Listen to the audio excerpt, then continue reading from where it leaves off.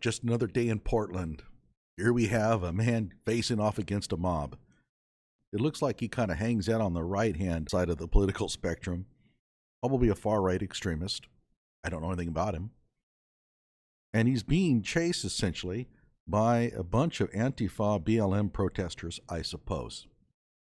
I mean, it seems to be kind of clear that that's kind of how this is shaping up here. Now, what's kind of interesting is the behavior of the police. Hello out there. I am trying to get through. With his powerful brainwaves cradled in the warmth of reasoning, it's time for Johnnie Walker Dread to straighten you out on a thing or two. Emanating all the way from exciting Las Vegas, Oklahoma, it's the Johnnie Walker Dread Show. So this is from Andy No's Twitter account. He says, far left protesters follow a man who is brandishing a bat in downtown Portland. One says he will slit the man's throat and mutilate him. Antifa protester Amanda Seaby, in the wheelchair, urges people to back off. Police arrest the man who complies. Now, let's take a look at this. Hey, stand the fuck back! Stand the fuck back! Now, who's the primary aggressor here? Well, it's hard to say what started this, but clearly one person is retreating and the others are advancing. No doubt about that.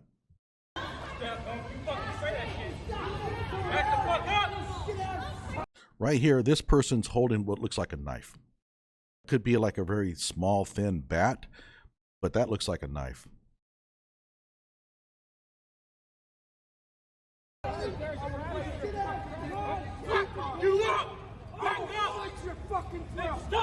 Okay, so he claims that he's going to slit his throat. I think that's a knife. I'll slit your throat next time. I'll fuck you up. I will slit your throat and cut your dick off. I'll come back, motherfucker. Next time I come back, I'll come straight.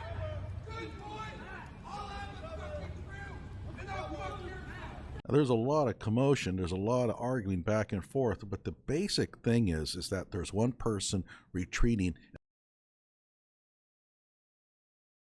And there are other people, numerous people, advancing.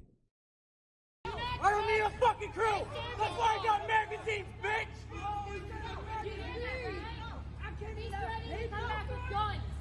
Okay, so I want to go ahead and back it up. And this time, let's take a look at what the police cruiser does. Right here, the police. 2 police officers are in this vehicle. Hey, stand the fuck back. Stand the fuck back. It backs up. Okay, so we have here a potentially lethal situation. This could escalate quickly. We have a person with a baseball bat and we have a person with a knife. There are threats being levied against each other there. And one is clearly advancing on the other. You have to take care of this. What does the police car do? It backs up. Take a look. Continues to back up. Back. Notice, by keeping this distance, if something terrible does happen, that's going to increase the time it takes for these police officers to react.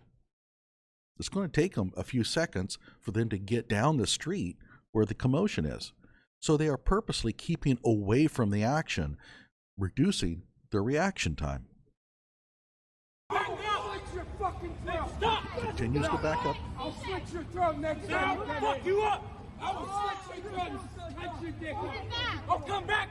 What is the police car doing? I don't understand this. Why are you backing up?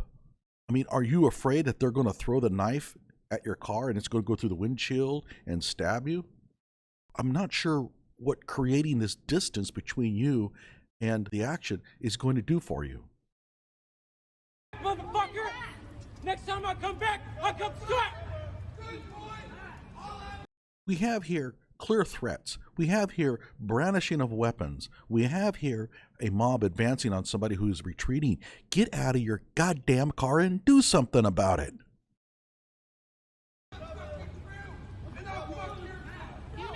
Well, they're going to do something, all right. You watch. Watch them spring into action. I don't need a fucking crew. That's why I got magazines, bitch.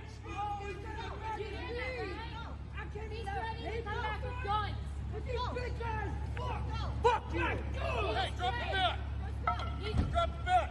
Get on your knees. Okay, by the way, for all of you who are worked up about police brutality, let me show you how you handle the police when they do come upon you. Watch what he does. He drops the bat, Do it now. gets on his knees like as he is told,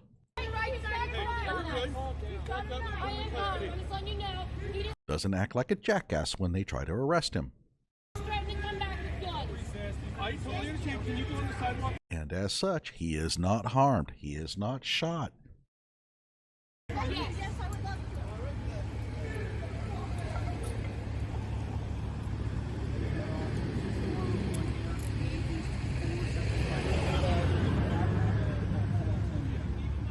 I'm not even certain what he could be charged with, but maybe something happened earlier that we don't know about, for which they are arresting him for. Well, whatever the case, though, this is irresponsible on part of the police. You just can't keep backing up while a potentially lethal situation is developing right in front of you. Can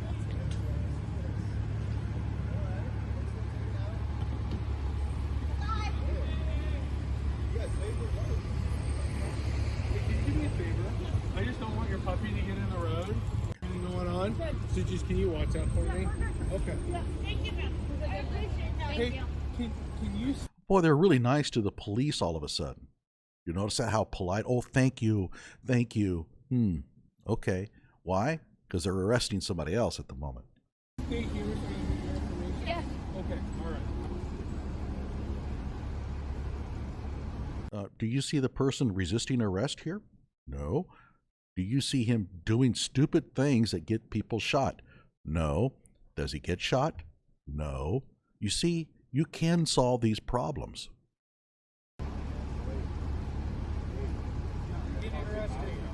No, we're not. We're going to report harassment. Fuck you, Brandon. You're next. Bet I won't get your ass arrested for harassment. Okay, I'm sorry. You know what? He's being arrested. He's being put into the car. Keep your goddamn mouth shut. You're not helping matters any. And doxing people's private information.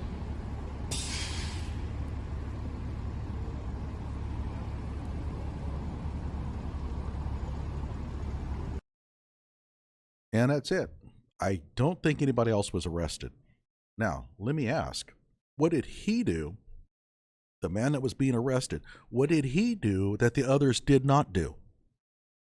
Well, he was brandishing a weapon. Well, so were they. He was yelling threats. Well, so were they. He was advancing. Oh, wait, no, he wasn't advancing. He was the one that was backing up. So why was he the only one arrested?